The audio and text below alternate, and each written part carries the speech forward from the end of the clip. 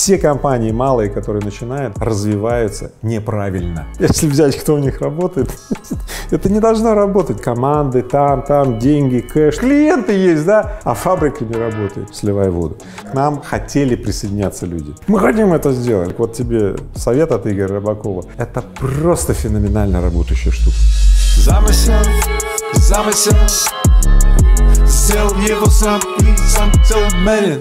Игорь Владимирович, довольно частый вопрос от подписчиков, которые или планируют бизнес, или уже там начали его запускать. Как собрать команду в условиях небольшого ресурса? Потому что когда ты начинаешь, у тебя особенно денег нет, имени у компании нет. Вот как завлечь хороших людей? Ответ очень простой: никак. Надо не с этого начинать. Все начинается с замысла. Команда формируется по мере движения к твоему замыслу, а не в начале. Ну, известная поговорка, там, телегу впереди лошади поставишь, что будет. Сперва лошадь, и она вообще идет без телеги, без команд. Ты идешь, ты со своим замыслом. Да, ну или ты с партнером, вот вы идете. Техноникод же не всегда был таким миллиардным бизнесом, как сейчас. Мы начинали с очень микроскопических операций. В компании работали 2 человека, я и мой партнер. Потом у нас появился 3-й человек, главный бухгалтер. Главный, да. Потом 4-й человек, начальник отдела сбыта. Ну, на самом деле он назывался начальник отдела сбыта, просто на телефоне сидел, всех обзванивал.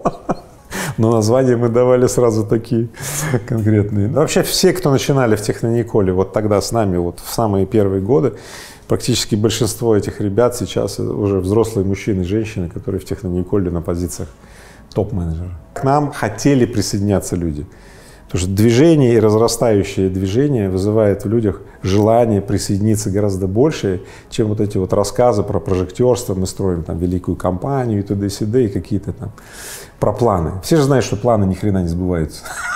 Чего про них рассказывать? Вы наверняка видели и видите начинающих предпринимателей. Вы замечаете какие-то системные ошибки у них при подборе команды в первый раз? Да.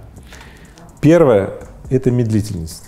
Дело в том, что когда ты маленький, твое все преимущество заключается не в том, что у тебя есть ресурсы, репутация, связи. Да нет, у тебя этого всего нет, ни хрена нет, 0. Все, что у тебя есть – скорость.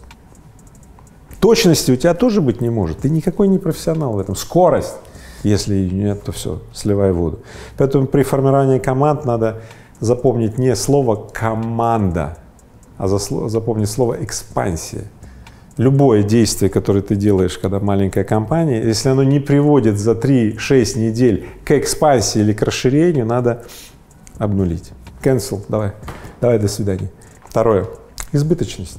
Заранее сформировать какие-то команды, там деньги, кэш, тренируем и так далее. Слушай, еще до продаж год, а мы уже там сформировали. Глупо, да? Год проходит, команды продавцов натренированные, там все, у них даже клиенты есть, да? А фабрика не работает. Если для корпораций, для больших и средних бизнесов правило «лучше перебздеть, чем недобздеть» работает, так вот для малого бизнеса все наоборот. Называется, знаете, как fake it until you make it. Забрасывай людей обещаниями и надеждами сильно до того, как у тебя это есть. Третье – взаимодополняющая комбинация людей.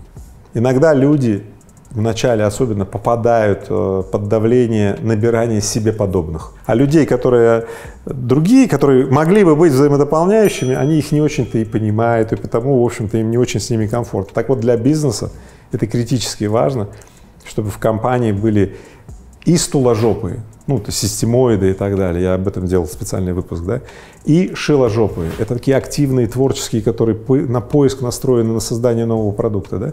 Если в твоей команде вдруг завелся хитрожопый, да, но это как орк, которого надо найти, обнаружить и желательно устранить. Если ты его не устранил, да, он будет как вампир. Должна ли быть дружба в команде профессиональная и такие теплые, может быть, даже семейные отношения? В основном люди строят семью вначале, ну, видимо, перенося семейные отношения или там паттерны поведенческие, полученные в семье, в компании. Это органично, это естественно, но недальновидно, потому что это очень хреново работает.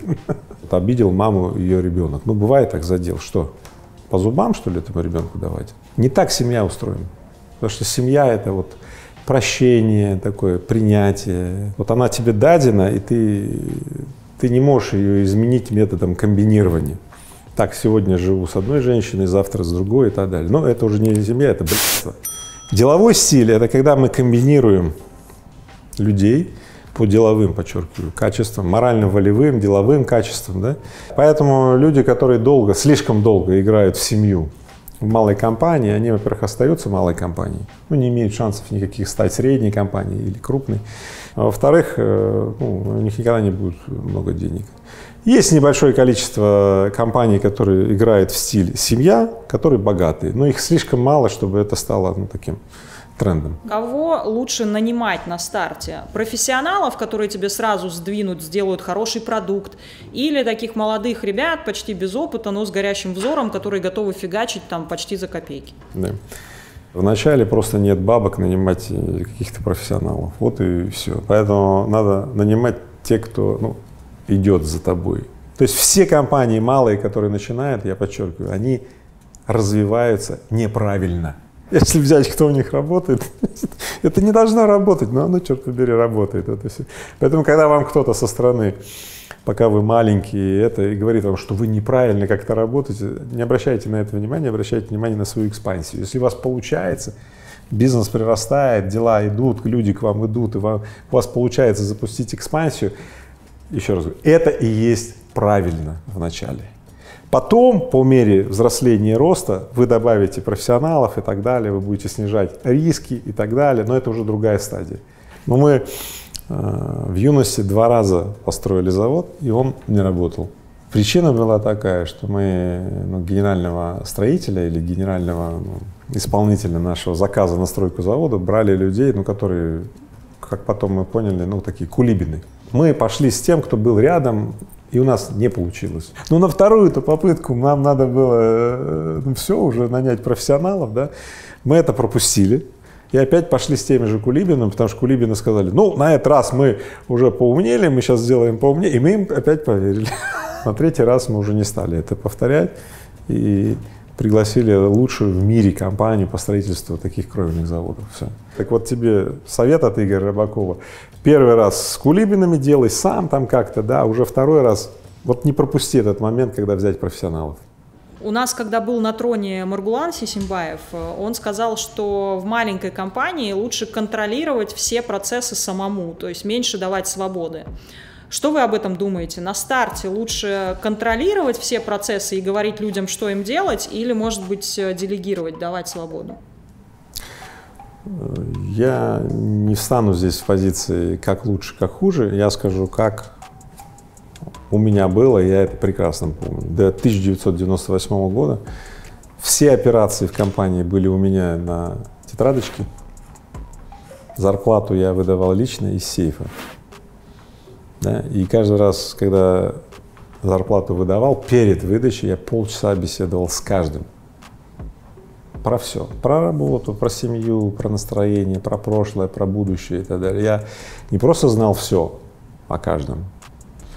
И мне кажется, люди про себя не знали столько, сколько я про них знал, потому что я знал и про людей, и про их взаимосвязи, и что думают про них другие люди. То есть это достаточно сложно поддерживать в голове этот объем информации, но, я бы так сказал, именно этот массив информации, динамически обновляющийся, позволял принимать молниеносные, очень точные, своевременные решения. И если вдруг они были ошибочны, они были иногда ошибочны, моментально их подстраивать так, чтобы они очень хорошо работали. Это просто феноменально работающая штука. Но у меня другого опыта нет, у меня только такой. Поэтому согласен с Маргуланом. Часто начинающие предприниматели работают сами. Что я имею в виду? То есть они не только руководят, но еще и что-то делают, как рядовой сотрудник, руками. Как вам кажется, это правильно или лучше так не делать? Для человека, который начинает и стартует, это единственное верное или действенное — делать самому и по мере освоения передавать другим, вовлекать других, приступать к делегированию. Многие наслышали слово делегирование, начинают делегировать раньше, чем сами имеют представление об этом. Да? Ну, что получится? Получится. А есть вообще неделегируемые вещи, делегировав которые, ты-то зачем тогда? Вот поэтому универсальный закон гласит следующее: слушай, начиная что-либо, прям проделывай все, ну, как бы сам, и овладев этим на каком-то, ну, там, небольшом среднем уровне, передавай своим, ну, там, помощникам, ближайшим людям, иди дальше сам. А дальше, еще раз говорю, на некотором уровне привлекай профессионалов. Потому что компания при некотором уровне уже не способна органически выращивать всех необходимых ей профессионалов. Кстати, которых подготовили в других развалившихся командах, которые не смогли вовремя перестроиться. Есть ли у вас приемы, как мотивировать команду уже когда она собрана, чтобы глаз горел, потому что мы понимаем, что в малом бизнесе на старте очень много часто проблем, могут быть задержки зарплаты, еще какая-то история. Есть ли у вас какие-то вот здесь советы? Есть. Принцип звучит так: выживание не является твоей обязанностью. Вы не обязаны выжить. Желание и хотение выжить, чтобы потом процветать, оно идет изнутри человека. Но самым главным, необходимым и, в общем-то, достаточным элементом является внутреннее горение и желание людей. Побудить его невозможно извне, его можно только вот поднеся некий камертон к людям, вдруг в людях проявляется внутреннее желание, да мы хотим это сделать, да, и у них внутренняя ответственность за все, что произойдет, случается. Без внутреннего назначения, что от меня зависит, как будет, никакая внешняя мотивация, да, никакой мотивационный спикер, никакие внешние мотиваторы ничего вам не добавят. Все внутри. Мы поняли, как вы действовали на старте компании, как вы нанимали людей, но сейчас вы крупный предприниматель, миллиардер, многие к вам уже хотят на работу. У вас сейчас стратегия найма как-то поменялась? Уточнилась. Не то, что поменялась, она уточнилась. Сейчас у меня есть 3 сценария. Базовый — это органический рост людей внутри компании. Это как раз свойственно для крупных компаний, корпораций, где уже есть большая преемственность раз, есть тех, кому учить, тех, кто будет учиться. Да? И есть 2 других сценария. Если мне нужно, чтобы где-то из ничего что-то произошло, из пустоты что-то произошло, мне нужно найти человека вызова, который сейчас ищет вызов какой-то. Есть очень много людей, с которыми случилось то, что вот им уже не интересно все, что с ними было раньше, они вот впадают в такую поисковую активность, они ищут какой-то проект, какую-то вот деятельность. Вот я просто в мир отправляю сообщение, что я собираюсь сделать и кого примерно я ищу, и он меня находит сам. И самый очевидный вариант, да, когда мне нужен профессионал, я просто его выкупаю по любому ценнику, если он мне нужен. Ну, у меня есть деньги, если мне нужно закрыть какую-то профессиональную позицию, достаю котлету, так сказать. Жалко, котлета большая, но на хорошее дело не жалко. Вот 3 подхода, они очень достаточно простые, я всем просто настоятельно рекомендую иметь разные подходы для различного жизненного цикла своей компании.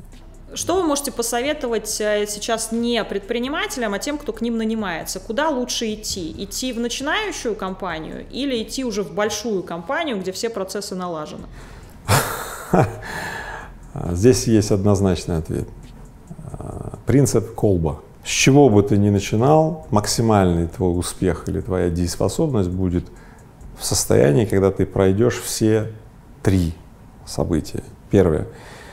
Ты пощупаешь все уровни, ну, с элементарного до чуть более сложного. Раз. Ты углубишься в некоторых профессиональных компетенциях.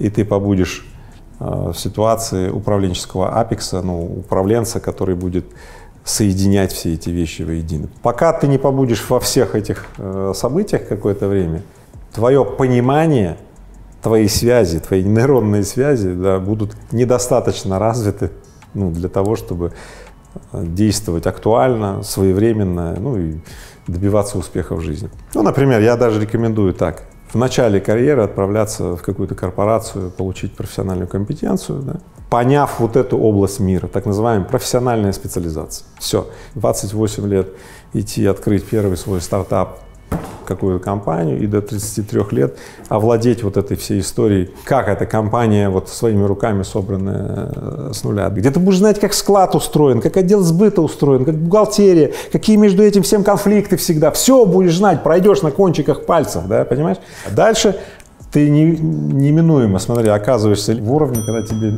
нужно будет пройти вот этот управленческий апекс. Предельные конфликты между достигаторами и инноваторами, между тренерами и стратегами, между дипломатами и экспертами. Это просто невероятная вот эта вот мясорубка, и тебе необходимо, находясь в этом управленческом апексе, научиться так сбалансировать систему, чтобы она не убивала друг друга, то есть не деградировала, да, а экспансировала. Да. Поэтому нет лучшего пути. Есть комбинация, ты должен собрать все 3 ключа. Собрав все эти 3 ключа, смотри, ты добьешься невероятного успеха, просто феноменального. Все. Мой замысел, это есть замысел, я имею замысел, это мой замысел, это мой замысел, мерен мой замысел, мой хайвей, это замысел.